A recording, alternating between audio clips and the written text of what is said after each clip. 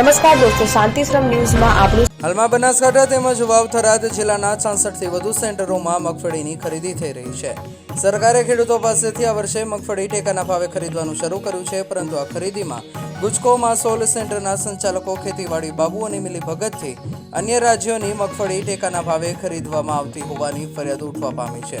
દિયોદર માર્કેટમાં કહેવાય છે કે રાત્રે રાજસ્થાન તરફથી મોટા પાયે મગફળી ઠલવાઈ રહી છે. આ મગફળી મોટા ભાગે પલળેલી હોવાનું સંભળાય છે, પરંતુ ગુજકો માસોલના જવાબદારો માર્કેટ સમિતિના જવાબદારો સાથે તાલમાં તાલ મિલાવી સરકારની ખેડૂતલક્ષી યોજનાનો ભરપૂર ફાયદો લઈ રહ્યા હોવાનું સંભળાય છે.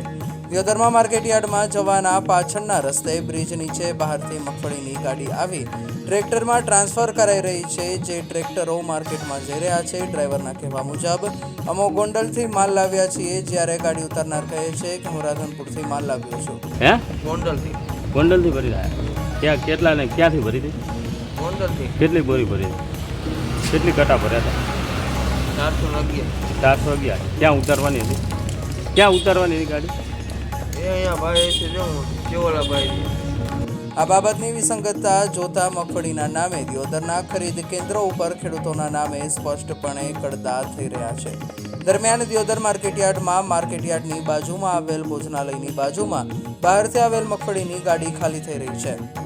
આની બાજુમાં દિયોદર તાલુકા વિભાગીય સહકૃષિ ઉત્પાદક સંઘ લિમિટેડની ખરીદી સેન્ટર આવેલ છે. આ સેન્ટર માર્કેટના જવાબદાર કર્મચારીઓ સાથે સંલગ્ન હોવાનું મનાય છે, જેના કારણે લોકોમાં અનેક શંકા કુશંકાઓ સેવાઈ રહી છે. ત્યારે દિયોદરની નવી માર્કેટના પાછળના ભાગે દિવાલ ન હોય ત્યાં જ ખરીદી કરાઈ રહી છે, જેને માર્કેટનો બહારનો ભાગ દર્શાવી માર્કેટ સાથે માર્કેટ શેષની રમત રમાઈ રહી હોવાનું ચર્ચાસ્પદ બનવા પામેલ છે. તેમાંય દિયોદર માર્કેટ સમિતિના પદાધિકારીઓ તથા કર્મચારીઓ સેન્ટર સાથે સંલગ્ન હોવાનું ચર્ચાસ્પદ બનવા પામેલ છે.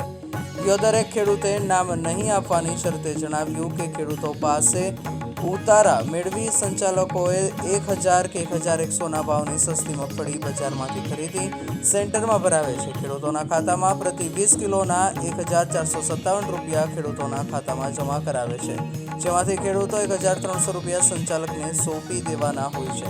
પ્રતિ 20 કિલો મગફળીએ ખેડૂતોને 157 રૂપિયા, જ્યારે સંચાલકને 200 થી 300 રૂપિયા જેટલો ફાયદો થઈ જાય છે. આમ ખેડૂતોને નાની મોટી લાલચ આપી ગુજકો માસોલના સંચાલકો મગફળી નામે કટકી ખાયકીનો ગોરખ ધંધો ચલાવી રહ્યા છે. છતાં ખેતીવાડી અધિકારી આ મુદ્દે કોઈ જ કાર્યવાહી નહીં કરતા હોવાની ફરિયાદ ઉઠવા પામી છે.